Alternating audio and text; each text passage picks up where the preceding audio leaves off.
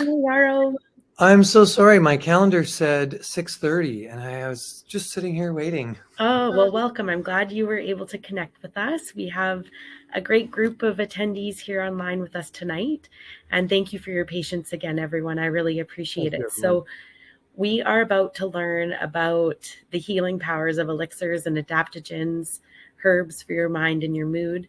Tonight, we have Yarrow from Harmonic Arts, and he's going to go over some adaptogens for adrenal balance and stress and how they work in your body, and a little bit of the fascinating folklore and the history of these elixirs and where they come from in traditional medicine.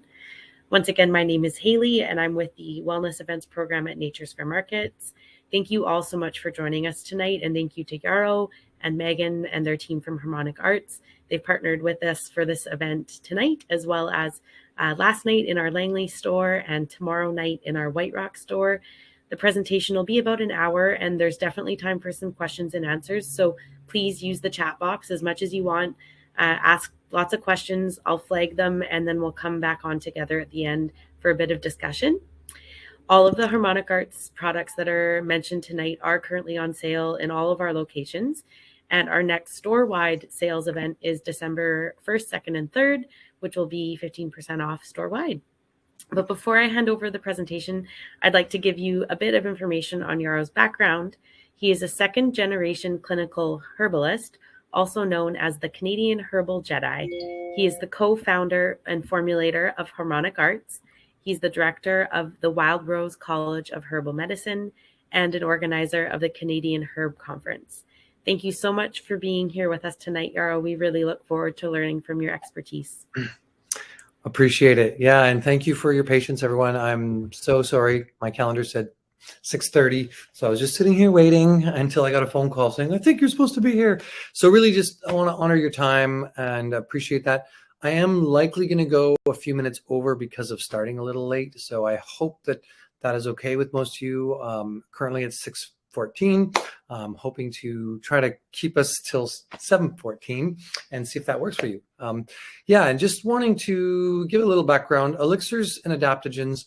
Adaptogens are really key in the modern world. They are herbs that help us adapt to our environment, that help us become more resilient in the modern age. This is something that as we move into different times in history, things we've never seen before with the human adaptation to the planet in the way that we've worked, these type of adaptogen herbs become essential tools for us to be more resilient and more flexible with both our minds, our moods, our bodies, and so much more. So we're going to talk about some adrenal support. We're going to talk about some ways to build energy and resilience and just how to support our bodies through ever-changing times.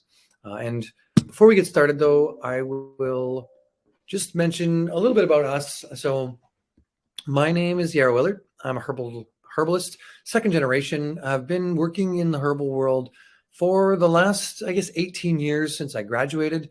My partner and I started a Harmonic Arts Botanical Dispensary and herbal medicine. And our intention was really to support the best health of people and planet.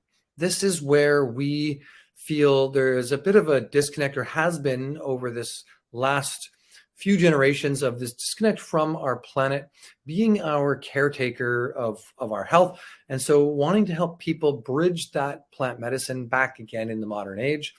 Because of this, we craft up different types of formulations and really make easy to use herbal products, from tinctures to teas to elixirs to different powdered extracts and so much more.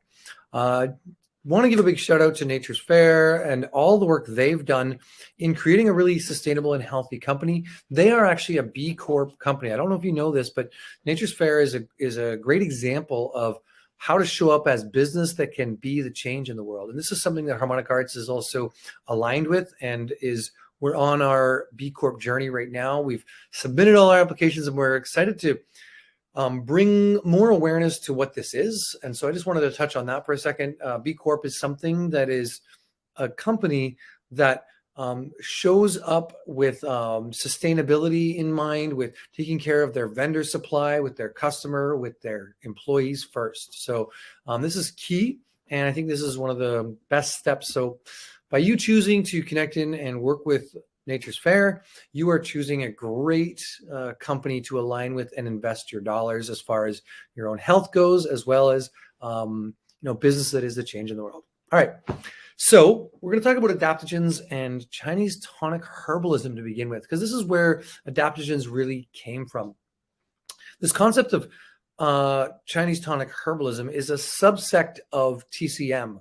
So, and really, we see that adaptogens are everywhere in nature. They're not just in Chinese tonic herbalism. We see many adaptogens here in North America, throughout Europe, throughout different parts of the world. And they're usually herbs that are resilient to their environment and support the health of the environment and the people who use them. So really, this whole classification of herbs, though, came out of TCM as herbs that are very gentle on the system, that can be used as like foods in a way, and that can be consumed in like high volumes without any toxicity in the body, and that help us modulate and balance stress and imbalance and deficiencies within our body. So really simple herbs like reishi and astragalus come out of this, but we're going to talk about other ones like Siberian ginseng, eleutherococcus, that is, as well as ashwagandha, and many of the main herbs you've probably heard of. Maybe you've heard of rhodiola before. We're going to talk about some of the medicinal mushrooms tonight, because many of them fit into that adaptogen quality. And the real quality about an adaptogen is something that's going to modulate us and balance us, either if we're in excess or in deficiency. Is going to bring us up to a higher level of performance. So I like to think of these herbs as herbs that help educate the body to bring us into better capacity to show up in our most resilient form. All right. And the biggest thing here is that in the modern age, we live these busy lives, and we, have a little bit of overload.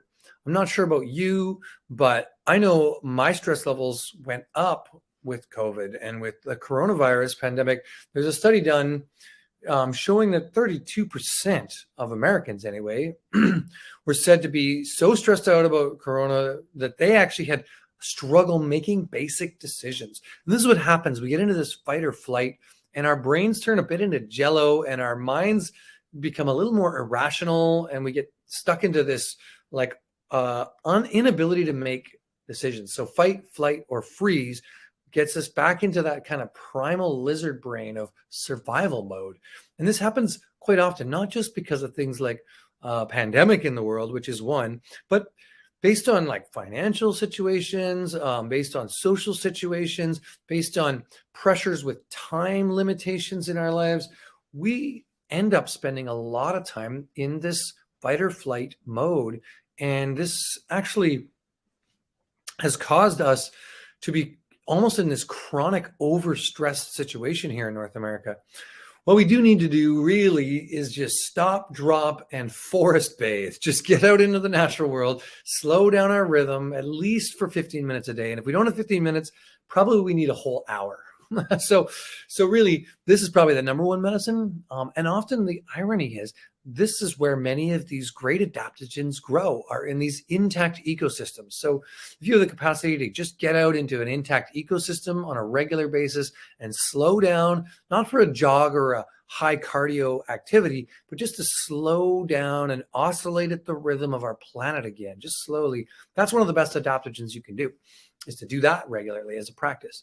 But we're going to look at some herbs and different things we can do to support us with these types of qualities. Okay, so just to slow down and de-stress, it's a big part of it.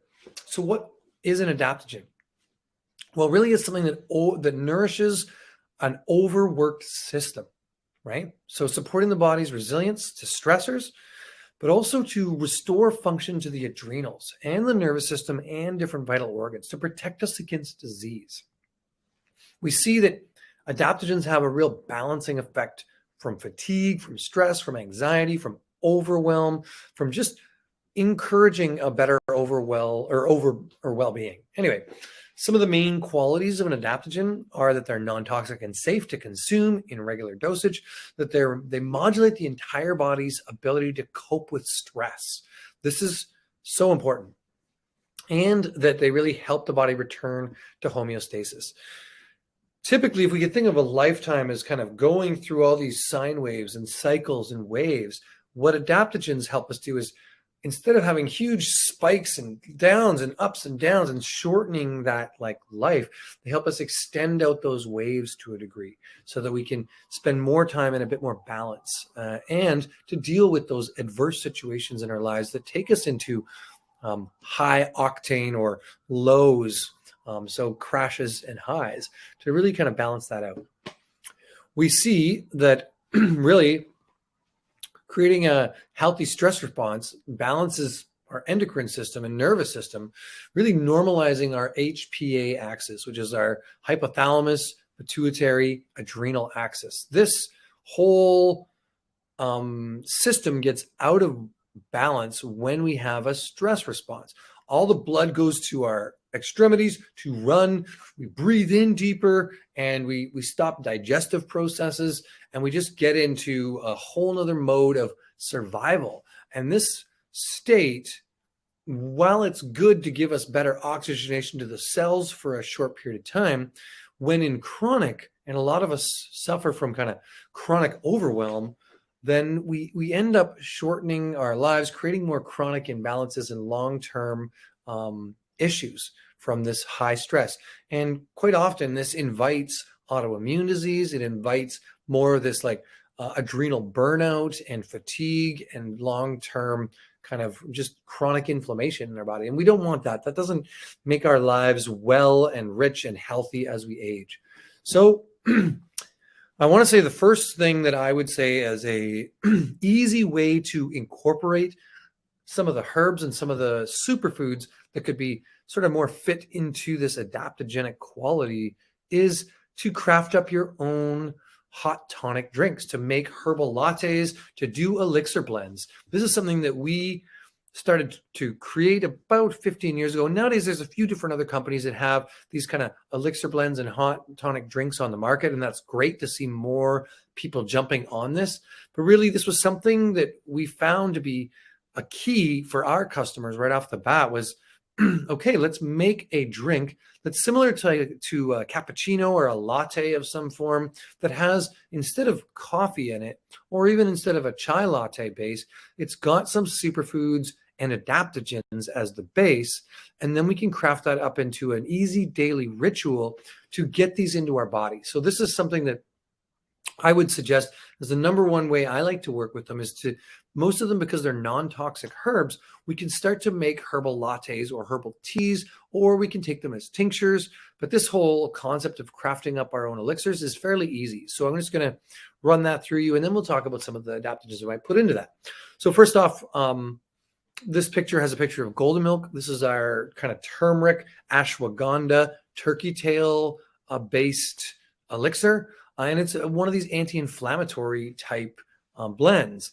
And the concept here is that we would take a teaspoon or a tablespoon, depending on how big we're going to make, of the powder. We'd add in some fat, whether that's coconut oil or MCT or ghee or butter or some kind of thicker saturated fat that's going to add some calorie content. And we'd blend that up. We might then also add in sweetener to taste. So honey, obviously a teaspoon of sugar helps the medicine go down, as Mary Poppins says. Now, we don't want to use too much sugar in our lives in general, because this can create that glycemic spiking in the body, and it's not good. But using it as a carrier to drive in our herbal tonics is one of the best ways we can maybe add sweetener into our lives. So instead of cookies and baking and sugary products, maybe we can add a little bit of honey to a hot tonic drink as a great way to drive in those nutrients deeper. So here we go. We take some of the powder, we'd add in some fat, we then add in a little bit of sweetener, and we blend it all up in a blender or with a frothing wand, like a matcha latte frothing wand. And then next level, we may add in different types of tinctures or different types of mushroom powders, or we might add in different kinds of adaptogens. I would also say that you could start this whole process off with a tea base. So if you really wanted to stack your elixir, and I make one of these pretty much every day, I find that this is one of the best ways, not as a meal replacement, but as a in-between meal kind of snack. And I end up only eating 2 meals a day because of this. So usually what I'll do is I'll craft up an elixir around mid-afternoon, or I'll start with one in the morning. Instead of a coffee, I'll start with maybe a hot chocolate-based elixir or something along that line, like our 5-mushroom drinking chocolate or our Activate. And then I might add in a little bit of tincture, a little bit of different powders. I might start it off in a tea base. You get the idea. And this could be a really fun way to start to incorporate more of these things into our daily ritual. So let's talk about some of the adaptogens when I put into a elixir or make into a tea or work with as a tincture. First one on my list is eleuthero. This is also known as Siberian ginseng. I love this one because it is very much one of the most neutral adaptogens that has a really, it fits classically into the adaptogenic qualities and categories for uplifting our mood and really stimulating a little more balance in the endocrine system and helping support the cardiovascular system and nervous system. So I feel like this is one of the herbs that is really an adrenal tonic and is much better at giving us energy and just supporting balance. It's neutral in flavor and neutral in energetics, which means that if somebody is revving hot, it'll kind of help bring them down. If somebody is revving cool or damp, or has got a lot of, always gets those cold fingers, cold hands and feet, has a damp, stagnant digestion, then this will help bring them back up and warm them up. So it's just a great overall herb. I like to put eleuthero into a tea form because it's a root. We can get it in a powder and we can get it in a tincture, but we put it into our Adapt artisan tea, and that's just a great way to work with it. But you can also work with eleuthero as a powder and just sort of sprinkle it into an elixir in that form, or you can take it as a tincture. It's one that makes a great stress balancing blend and kind of as the master herb of our Adapt tea. Now, a tea like the Adapt artisan tea is a bunch of adaptogen roots and reishi mushroom, and there's a little bit of holy basil and so a couple of leaves in there. But the idea is it's one of those tea blends that you'd want to lightly simmer. So in order to make up this root, I would be lightly simmering it on the stove, which means bringing water to a boil and then reducing the heat and letting it simmer for a little bit. I would then maybe brew this up 2 to 3 times. So if you're thinking about getting the Adapt tea, it's one of those stovetop teas where you could get 3 or 4 brews out of it. And so make sure that you kind of continue to let it brew for a couple of days and drink it throughout the next day or two. Different from like a peppermint tea where you might just get 1 brew out of it, or chamomile tea.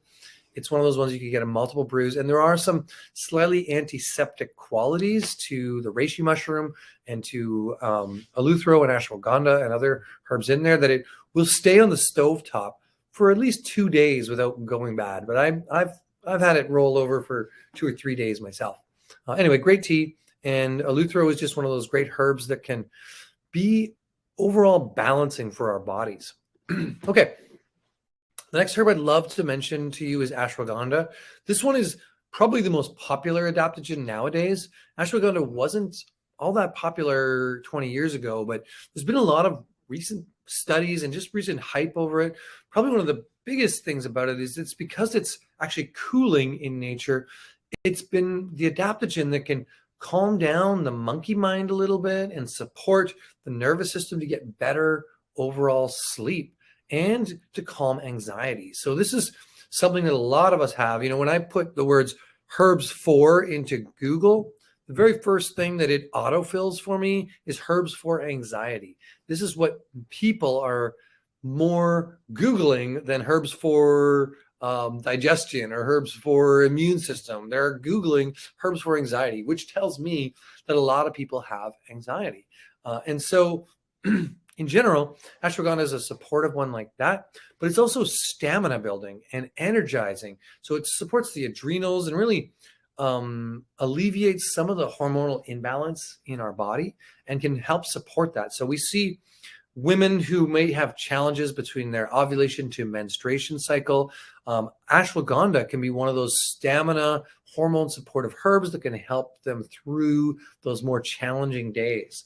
So that's something that you may want to think about, but you could also consider that this is one for those who are overfiring and maybe are a little too hot. They're revving high. They got high octane, high output, and they're not turning off at night. this could be one to just kind of calm them down. Making an ashwagandha latte in the evening. It's in our golden milk, so it is one of those blends. There's one of those herbs that I consider that golden milk to be a nice evening blend. I may want to use a non-caffeinated chai tea as a base. Make a nice chai tea, add in the golden milk powder with ashwagandha in it, whip it up with a little bit of coconut oil, or in my case, I prefer grass-fed butter, and drink that as an evening drink. That's a great one. Although it's non-drowsy, so it's not going to make you sleep in any way. It's just going to promote more restful, deep sleep if you are going to bed. So it's something you can take during the day. And we see a lot of people work with ashwagandha during the day as well. I will say it's Sanskrit name. You know, when I was in herb school, it had the nickname of to be strong like horse, to give you the stamina and endurance of a horse. And I thought, wow, okay. And we think of horses, these very beautiful, strong, robust creatures. This is what ashwagandha had this kind of archetype of. And then I went and read the Sanskrit definition and description, and it translates loosely to smells like horse. And so I had to have a little chuckle there, because ashwagandha does have a bit of a smell. It's not so bad, but it's not as gentle and neutral as, say, eleuthero is. So my caution and word from the wise is not to try and go overboard with ashwagandha.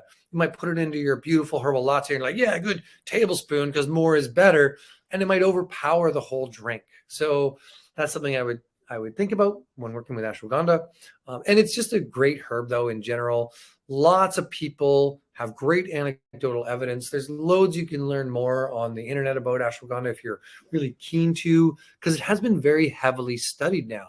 And that's what's great about herbs as they become more popular, is that we start to see more clinical trials and more scientific validation, although they are the same herb as they always were. So a lot of that folkloric knowledge and old kind of clinical wisdom from passed down over centuries is really worth looking at as well. And I would invite us to not judge a herb based on it not being heavily studied from the scientific literature perspective.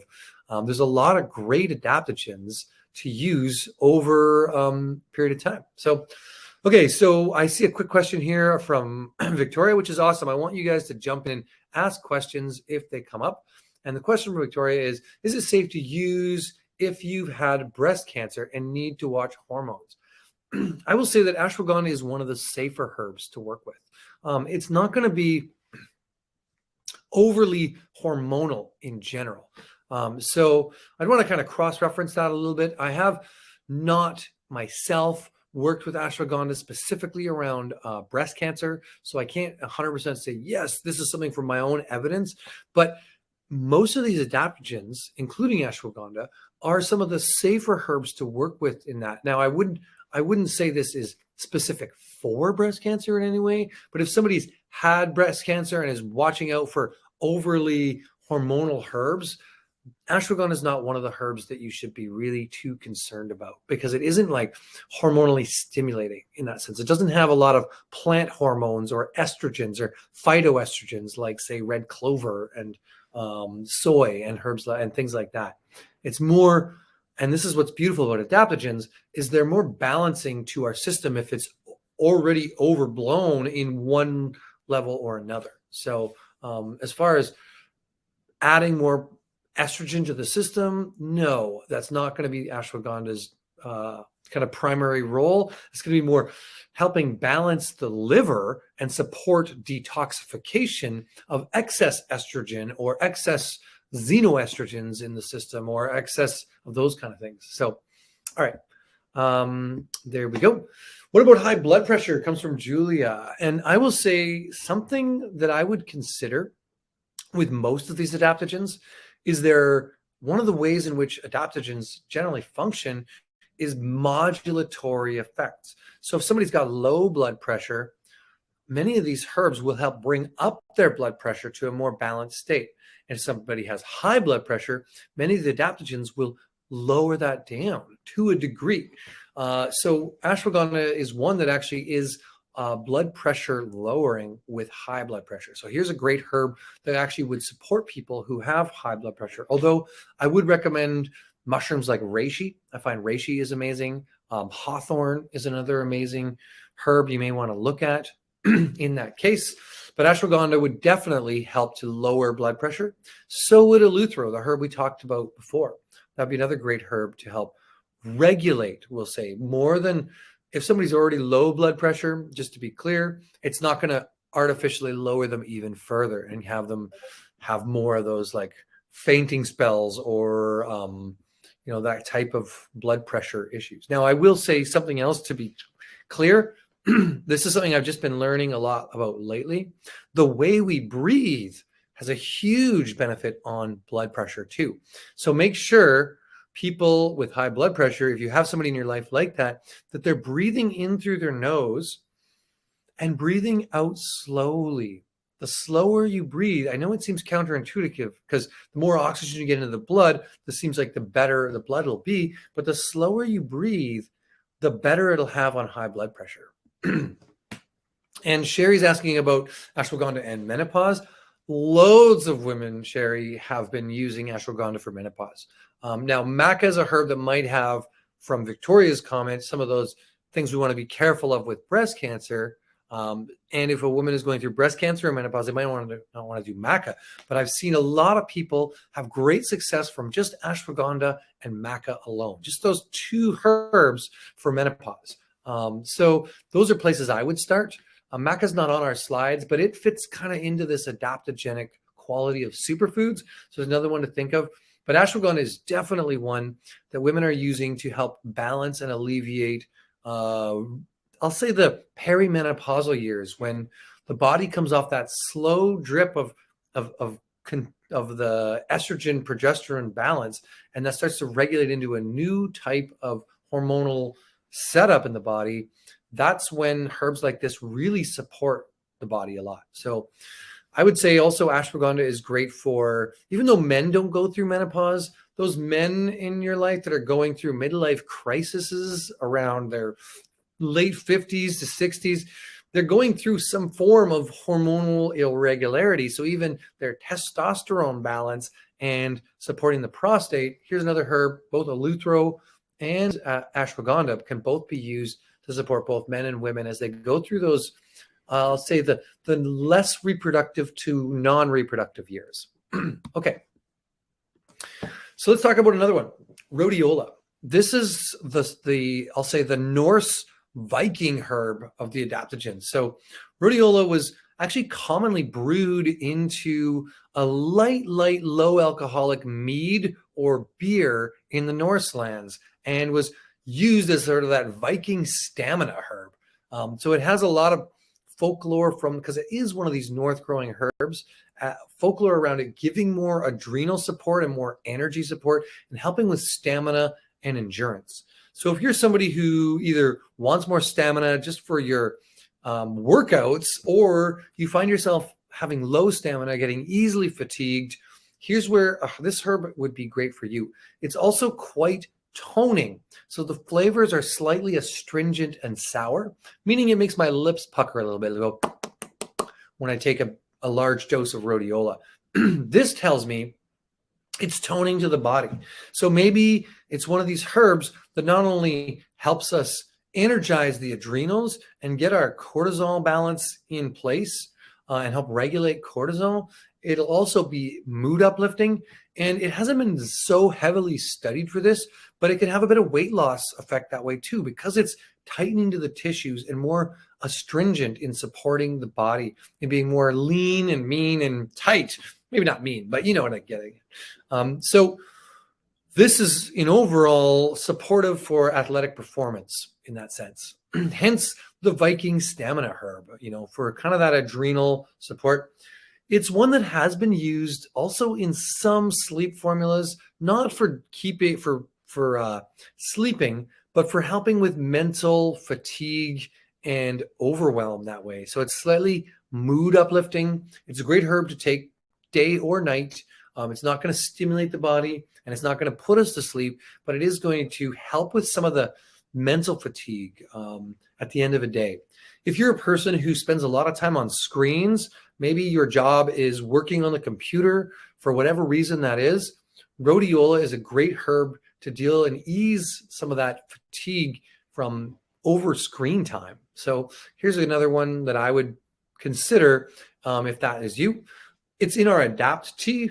So this Adapt tea is, I guess, over the course of these slides, one of the main blends that I would recommend just if you find yourself in a bit of overwhelm or have stress in your life and want to kind of get some adaptogens. Making these herbal lattes using a Adapt tea as a base might be a great one for you. Okay, so yeah, I love this herb, but I also would say that it's not for everyone.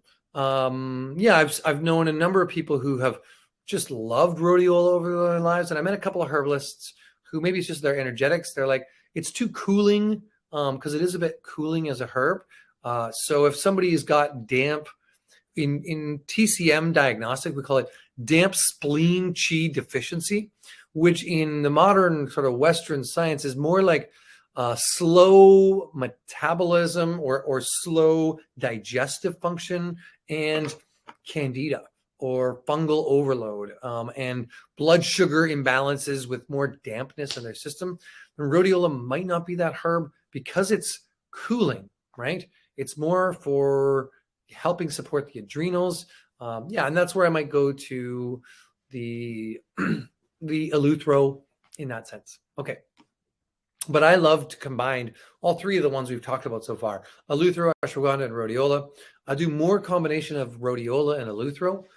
Both actually, Rhodiola and Eleuthero were heavily studied in Russia back in the 80s when they were attempting to create super soldiers. They were like, wow, what are these adaptogenic herbs that we can feed to our military so they can be super vital super soldiers? And so they spend a lot of time and energy studying the balancing of cortisol effects of both Siberian ginseng, which is Eleuthero, and Rhodiola. So here's two herbs that have been well documented around that. So there's lots you can look up more on both those herbs from a lot of those studies done in the 80s.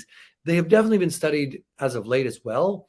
I guess that's sort of when they first got a lot more precedence and a lot of the new science came out around, wow, these herbs not only have folklore, but we can prove and show how they regulate the cortisol level, how they support the adrenal function, and really how they can enhance overall performance and stamina. Okay. So the next one's not really a herb. This one's really interesting, though. It's called Shilajit, and this is something that Nature's Fair carries from us. So check it out. It's also in our Activate Elixir, which is, as the name says, activating, helping us to energize in those hard times. Shilajit is a herb that's not really a herb. It's actually a mineral pitch that oozes out of the high mountain regions in the middle of summer. So it's like this tar that comes out of the mountains. And really how I like to describe it is it's 10,000 years of compressed ecosystems oozing out of the rocks in the heat. And how this was originally found, and this is great, I'll just keep this story brief, but this is an Ayurvedic herb that came out of Ayurvedic medicine. So this is out of India and out of the Himalayas. And many of the Ayurvedic practitioners always looked at nature and watched, what do the animals do? What are they eating? And they saw these monkeys come out of the jungle in the heat of the summer. And they're like, to climb these mountains and scrape at the tar on the rocks. And they're like, what are these monkeys doing? Obviously, it's a hot summer day. Why would you come out of the jungle, of the shade in the middle of the day? That seems super counterintuitive. You try to come out at nighttime, but it was in the heat of the day that the tar would ooze out of these rocks. And so they followed them up and started to analyze this tar that they were scraping at. And these were vigorous, proud, like warrior monkeys, we'll call them, but just like really quite like lean-bodied, healthy individuals of our planet. And so what they found was this tar, when they used it, it gave them more energy, and it actually increased their body's capacity to have better athletic performance and to be more resistant to stress. They also found that the people who were weak and and depleted and none of the herbs were working for, if they gave them Shilajit, it would help bring them back, give them more energy, give them more vitality back. So it's a herb for those who are chronically underperforming in life from a physical perspective. So I see that this herb is amazing for people who are really weakened, maybe as they get older, or just from some kind of autoimmune cascade. Maybe they have like fibromyalgia or chronic fatigue or something along this line. Shilajit can help bring back a bit more energy reserves. It works as a deep cellular bed detoxifier, which means that it helps to detoxify some pretty harsh stuff that might be in our system and stuck into our body will take all those toxic compounds it can't eliminate and stuff them into fat cells or stuff them into various deep cellular beds to hide them from the bloodstream. So Shilajit can go in and help detoxify some of these things, like we'll say radioactive isotopes and heavy metals and stuff that our body does not want in its system, but it can't eliminate properly. Shilajit can help metabolize that and get it out of the system, which means you shouldn't do too much Shilajit at once. 0.5 gram maximum is my recommendation. Doing this regularly over a course of a month and then taking a break is the best way to go to help to really shed off some of those heavy metals and deep cell bed toxins. If you take too much, you might get too much of those heavy metals back into the bloodstream and have a bit of a cleansing crisis, which means you won't feel good if you take too much and have a hard time eliminating that. So small amounts of Shilajit. That's why our Activate Elixir is amazing. It's just the perfect kind of blend of a little bit of Shilajit to energize the body and really modulate the immune system and work as an anti-inflammatory. The other thing is it contains really over 85 minerals. So massive trace mineral upload you get from Shilajit, because again, it's 10,000 years of compressed ecosystems. All these really unique minerals that are found in those are found in Shilajit. So more minerals than most salts, even more minerals than a lot of sea salts. So and a wider diversity and more dense amount of them. We also see that it has high amounts of fulvic acid and humic acid. And these are supplements you can get just on their own, as fulvic acid for energy and for supporting the body and detoxifying, or humic acid. So this is our highest natural source of this and just a really neat ingredient. I will sprinkle a little bit into, if I buy just the powder, I'll put a little bit in my herbal lattes when I'm making them sometimes, especially if it's a morning latte and I'm doing a little energy blend to support my body. This will give me more vigor and drive and just energy throughout the day. I don't take a lot of Shilajit myself, but I've seen a lot of people who really love it. And I would suggest it is one of those herbs that I probably will start to take more as my metabolism slows down. And when I get into my 60s, this might be a herb that I'm really, really into, in sort of supporting my body to keep that ability to have more high functioning endurance and stamina. Okay. Neat one. It has a bit of a smoky umami kind of flavor to it. So it blends well into things like coffee or chocolate. And can work with that type of thing. Yeah. Anyway, might even blend well into cocktails. I can almost imagine it because of that like flavor, that sort of, smokiness that it has. I'm not suggesting you make Shilajit cocktails, but I think it's an interesting idea. Okay, so Astragalus. Here's another great herb. This one is well known in Chinese medicine. It's one of the deep immune herbs for protecting the body from physical stress and mental stress. I will say it has a lot of polysaccharides in it. So similar to the medicinal mushrooms, it can work as a bit of a prebiotic on the digestive system and work as a bit more of an immunomodulant. Whereas herbs like echinacea are stimulating the immune system, Astragalus can help calm down the immune system or buffer and build up the immune system if it's weakened. Hence, it's an adaptogen. It has more of those adaptogenic qualities and really help to calm down mental stress and support and strengthen the liver as well. So great one. It also has an affinity for bronchioles.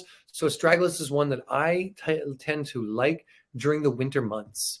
Just a great herb. It's in our defense tea, which is our, I'll say our immune supportive tea blend. Another one I might lightly simmer in a decoction style tea making method. Okay, so let's talk about some adaptogenic mushrooms now. This is one of my favorites. I always have a little reishi mushroom on me. Love the adaptogenic mushrooms. I find them to be some of my favorite health allies in the modern world because we're more self-similar to mushrooms than we are to plants. They get more self-similar diseases to us than plants do. Therefore, they've figured out some of the best strategies for dealing with chronic imbalances and harsh environments. So they impart that wisdom onto us. And that's one of the things I love about working with medicinal mushrooms. Highly recommend that if you haven't tried any medicinal mushrooms as of yet, if it's not something you've added to your health repertoire, that you consider it. And from Harmonic Arts, my recommendation is usually the 5 mushroom blend because I find that has a bit of the balance of all of the mushrooms, plus the way we work with fruiting bodies in a concentrated extract form makes it so you can take just a little bit of our medicinal mushrooms and get the full acting benefits as you would of what's really a therapeutic dosage. So at a gram a day of a 7-to-1 extract, you're getting the equivalent of 7 grams of medicinal mushrooms, and you're getting what would be seen in most of the clinical trials and clinical data as being highly viable and therapeutic. You don't really get that if you don't take enough of medicinal mushrooms. So this is one of my cautions is make sure you get a good amount, and you will get some benefits from a smaller amount. But yeah, get a concentrated extract, make sure it's a fruiting body. And that's kind of what we sell and work with. But you can buy, there's lots of great companies now that make medicinal mushrooms. Just make sure it's a fruiting body, not a mycelium. So it's not the underground organism. It's the fruiting body, which is the above ground organism. And yeah, if you can, make sure you're getting a nice concentrated extract that makes it really bioavailable. So you don't have to take 10 gel caps. Okay. And Tammy's asking, before I jump into each mushroom, I'll just put it to the first one so you can read the slide if you want to. But she's really asking about, is there any interactions between herbs? And can you take too much? This is always a caution we want to be careful of. Adaptogens, and this is why we're doing a talk on adaptogens, is that they are the non-toxic herbs in our herbal repertoire that we can take pretty big volumes of, and we can mix and match fairly safely. So the herbs that I've talked about today, these are some of the gentlest non-toxic herbs you can work with. There's plenty you can overdo, definitely. Don't get me wrong, you can definitely overdo herbs. And there are some interactions with drugs and pharmaceuticals, but these are things that we're not talking about as much today. Things like St. John's wort can shut down cytochrome P450 in the liver, which is a detoxification pathway that can prevent the breakdown of some of the pharmaceuticals that people might be taking. So here's a counterindication. Ginkgo biloba is another one when done in a high concentrated extract that has that effect, but so does grapefruit. So there's a number of interactions you can have that way. So be careful that way with herbs and interactions.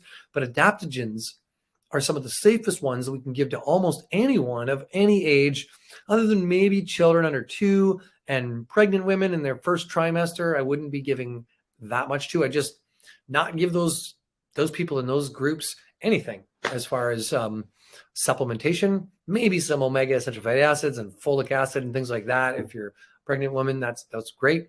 But it's not until the 2nd or 3rd trimester that I would consider it safe to start to add any kind of herbal repertoire in.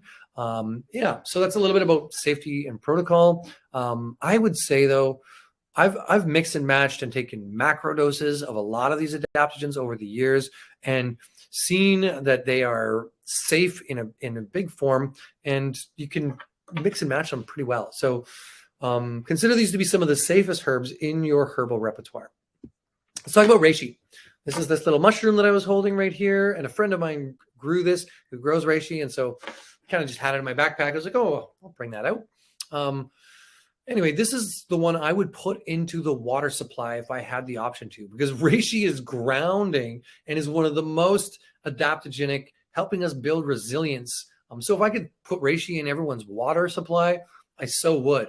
It is got a lot of this like famous kind of secondary names in China, things like herb of spiritual potency, or mushroom of immortality, or spiritual vegetable meat, or meditation in a bottle. These are all some kind of classic ways in which reishi might be described in the TCM tradition.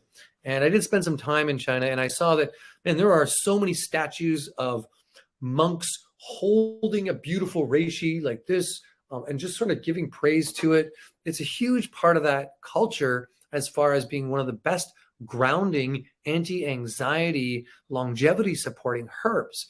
So take that all to heart, because that's where reishi likes to live, is in the heart. It is a primary, from a TCM perspective, Shen tonic to build heart chi and to build spirit chi in that sense. And just a quick, Tammy's asking, is there anything helpful for Lyme disease and corresponding to chronic fatigue? Reishi. Reishi is one of my favorite #1 herbs, actually, that I would add to that. Ashwagandha has definitely been heavily studied for Lyme disease, but you might get into herbs, Tammy, like teasel and Japanese knotweed, but I would also definitely include many of the medicinal mushrooms. I've seen a number of practitioners that work with Lyme incorporate a kind of adaptogenic herb group and a medicinal mushroom group and have great success. So reishi, turkey tail, chaga, those would be the 3 medicinal mushrooms I'd look at. Ashwagandha, Japanese knotweed, and the teasel are some of the herbs I might consider. So reishi has this grounding effect, but it also calms down the monkey mind and the overwhelm in our body, helping us get away from circular thinking and all of these kind of things that might keep us up at night. So great for insomnia, as well as, and cat's claw too, Tammy. Yeah, you've got it. That's totally a great one for Lyme. And that's a bit of an adaptogen, not quite, but close. It fits into that category almost. The cat's claw, uno de gato, out of South America. So reishi, and if you're watching a recording, I don't know if this is being recorded, but if it is, I'm sorry if I'm talking to the chat group as we go, and it seems like I'm jumping all over. I'm just wanting to make sure I catch those as they come up. So, and those of you who are listening live, add some comments and questions in the chat. We've only got 10 more minutes together, maybe 15. So immunomodulating effects of reishi make it one of the best adaptogens that I know of. And it's one that I take regularly. So here, right now, I'm on the road. I'm in the city. I'm visiting some different nature's fairs and going and doing some live talks and trainings. And so I'm taking reishi pretty regularly every day. I have it in my car on the console. It's not the best place to keep tinctures, but when I'm driving around, I'm like, keep it on the console. And it just reminds me, I get it back in my car, take a little bit of reishi just to calm me down, and being in the city, that I find to be really useful.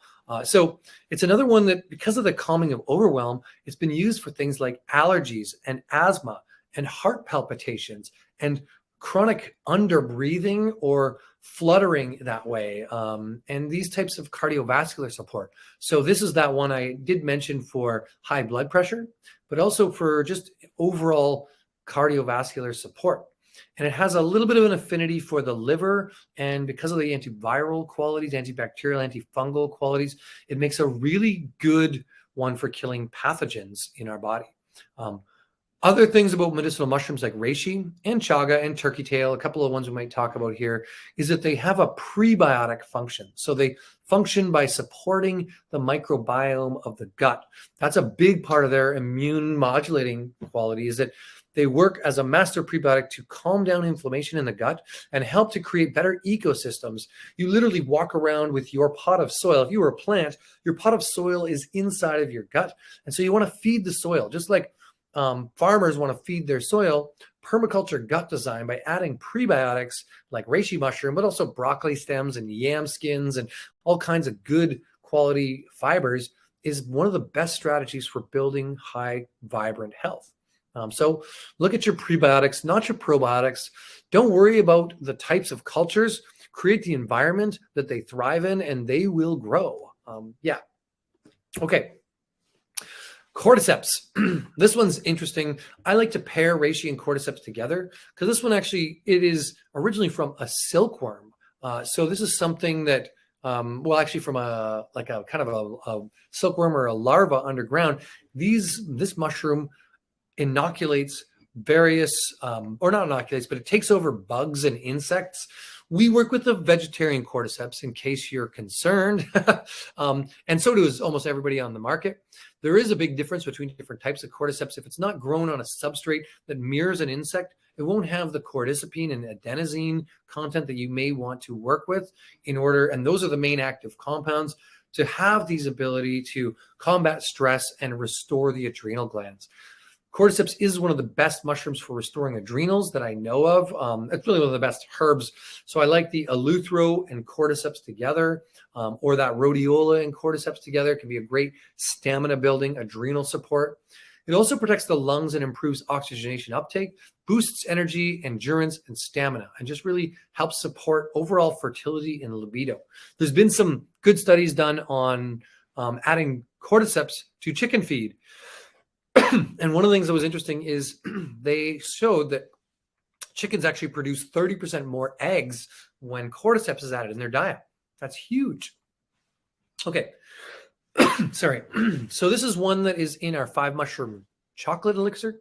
It's also in our, well, we sell it on its own in our 5-mushroom powder. And I just really like working with cordyceps. The 5-mushroom chocolate elixir is great, by the way. If you want to just sort of try level 1 of a hot chocolate with medicinal mushrooms, it's just a great way to work. But I would say best bang for your buck is get the 5-mushroom powder, the concentrated extract powder, and start adding it into your tea, into your coffee, into your hot chocolate, into your matcha, into your baking goods, and all of those kind of things. All right. I'll move on to the next slide and let you guys read it while I answer a couple of questions, just because they're coming in. So Catherine's asking about lymphocytic colitis and inflammation issues. So basically around, if it's colitis, I'm assuming you're talking about the gut and lymphocyte, yeah, and that type of thing. So drugs from the medical doctor for the inflammation only cause other problems. You'd like to naturally feel it's trying to cure. Yeah, you and me both. I will say inflammation and chronic inflammation in the body is a huge issue these days. A lot of it has to do with our oil metabolism and our oil layer. So right off the bat, Catherine, you want to look at a mixed protocol here. And I can't go too deep into it, but I will say get good quality essential fatty acids. Make sure you've got some of these anti-inflammatory prebiotic mushrooms like reishi, like the 5-mushroom blend really would be a good way to go. I would also consider that doing a regular detox once a year is a great way to just overall support this, and look to a diet that has low inflammatory foods. So no arachidonic acids or shellfish or red meats and all of that kind of stuff. Much more neutral and alkaline foods. These are really great. But the medicinal mushrooms would be, from what we share, something I would add in. I might also add in even a golden milk just to calm down that inflammation a bit and support the body that way. Okay. And I'm seeing that, let's see, there's more of a comment from Christine, so I'm maybe not answer that as much unless, yeah, we talk about it. Okay. And I think Ren, yeah, okay, so I'll answer Tammy's question really quickly about, does anything help central sensitivity syndrome? I'm going to say almost all adaptogens are going to have a benefit to that, right? Like to our oversensitivity, right? It's something that we may want to, like a lot of these, ashwagandha definitely will, and those ones that are kind of calming to the nervous system will. Lion's mane, the one we're looking at right now, is probably one of the better ones for supporting a lot of that. And so, okay, and I will get to one more of Tammy's questions. Ren is asking about flavor, so I'm not sure about that, but Tammy's really asking about mushrooms with mold and fungus issues and concerns about that. And yeah, that's a great question, because a lot of people have become more aware that like eating mushrooms might exacerbate candida, or if we're sensitive to molds and that type of thing. I'm going to say that many of the medicinal mushrooms, they are like, reishi is antifungal. So it actually is really good if we're sensitive to molds. It's also anti-allergy. So reishi, turkey tail chaga, those 3 mushrooms would be really good if we have fungus sensitivities or mold sensitivities or candida in our system, to help get rid of some of that stagnant energy. Lion's mane, on the other hand, is more of one of those fleshy mushrooms. So too much lion's mane, I've never seen anybody have this issue, but a fleshy mushroom is what I would say is the ones that might be more of a challenge with mold allergies. Although this has become the #1 mushroom of our time. I'm going to segue into lion's mane for a second here and just say that it's a nootropic that really supports regenerating the nerve cells. And this stimulates new nerve growth factors. which means it helps increase cognitive function and support the brain in general, and really to support overall ability to focus and have mental clarity. This also leads into working with things like depression and anxiety. This is considered the happy belly mushroom in China. So it really enhances better mood and works with nervous, anxious tummy in that sense. So it improves gut health, like many of these medicinal mushrooms. So in general, with a lot of people, I would start with treating the inflammation in the gut with many of the questions that have actually come in today. That's where I would put a lot more focus, and that means diet, but it also means some of these anti-inflammatory and nervous system support like lion's mane. This one is one, though, I want to caution that you need if you really want to have stimulating of new nerve growth factors. So like if you're working with a neurodegenerative disease, which is what it's being studied for, like Alzheimer's, dementia, or MS, multiple sclerosis, or Parkinson's, you need pretty good dosage. So I'm going to be doing a bit more hero dosing of lion's mane, where I'm taking at least 1 to 1.5 grams of our 7-to-1 extract, which means that's like the equivalent of 7 to 10 grams of lion's mane. Most of the studies are done on around 6 grams of lion's mane to see therapeutic benefit around stimulating new nerve growth factors and working with degenerative nerve disease. So you want to make sure you're getting this one in a bigger amount and taking it pretty regularly. This also is in our Matcha Mind elixir, which is a matcha-based mental support elixir. It's great, tastes amazing, and it's just a great way to like add in a little more support to a matcha latte type thing. It's in our 5 mushroom elixir as well. And lion's mane is by far the most popular mushroom now in modern health needs because of that fact that everyone wants that edge. They want to have better memory, better focus. Many of us are kind of slightly addicted to what I call the pocket god or the cell phone.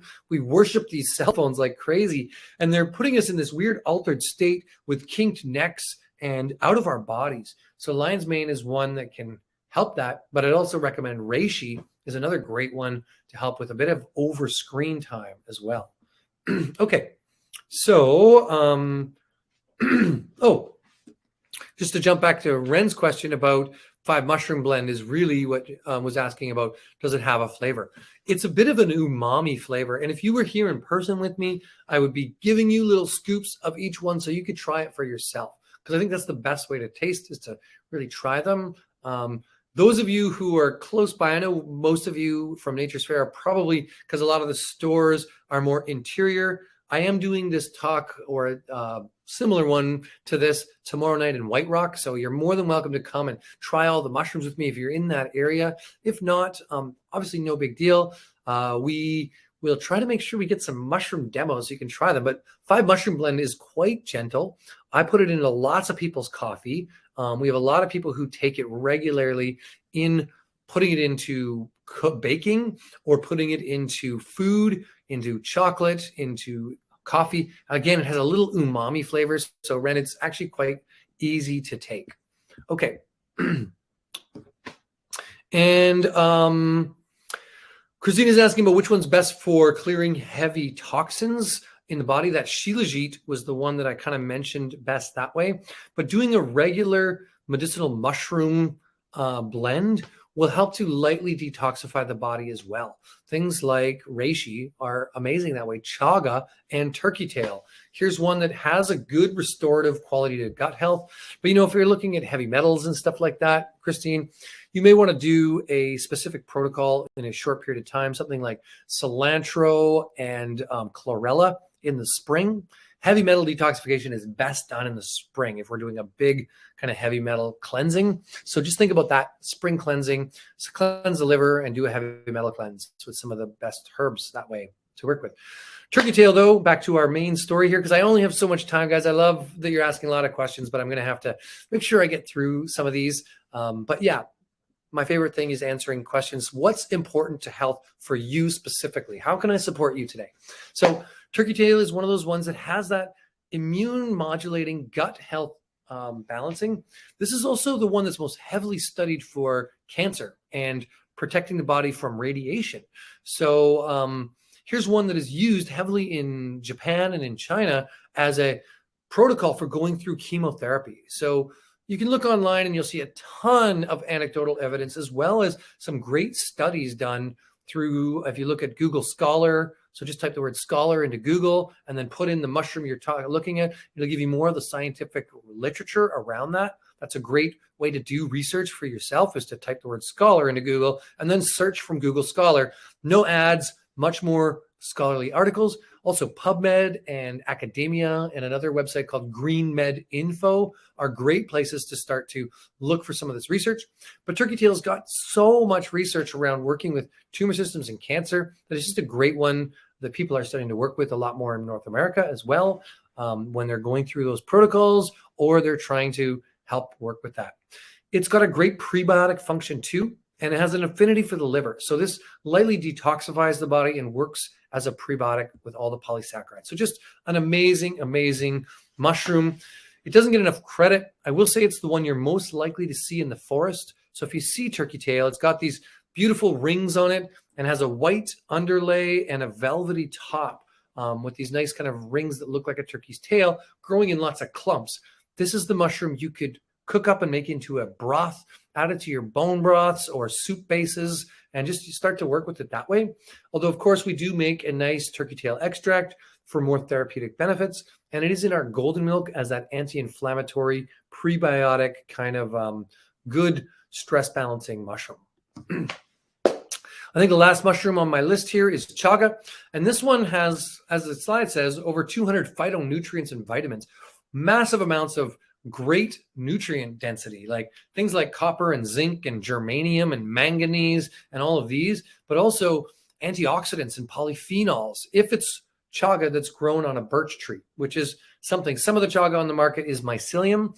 Again, just want to echo what I said earlier. Make sure you're getting a fruiting body if you want to have the benefits of these mushrooms beyond just the polysaccharides. Many mycelium products do have polysaccharides, that's the underground organism, but the fruiting bodies contain much of these bioactive compounds that are much further and more supportive for the body than just immune support.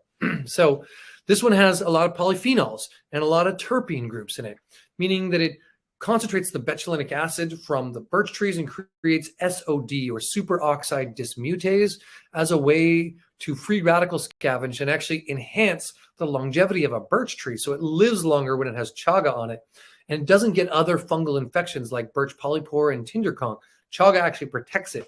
So it's been studied now for longevity, and we're starting to see some pretty good science come out around how chaga works with telomeres and helping stop them from shortening, and maybe even increase the length of telomeres. Telomeres are kind of your how you measure biological age. So not your age in solar years, but your age in biological reproductivity of the cellular level. Chaga is one of those ones that's been supportive at that. So has reishi. So chaga and reishi combination might be supportive for longevity in general. Anyway, some great antivirals and anti-inflammatory compounds in this mushroom. It tastes good too.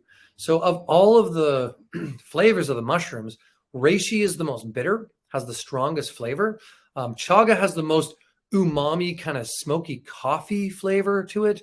And lion's mane is just kind of fairly yummy. Both lion's mane and cordyceps taste pretty good. And turkey tail is pretty bland and neutral. They all are great to put into drinks and all of that kind of stuff.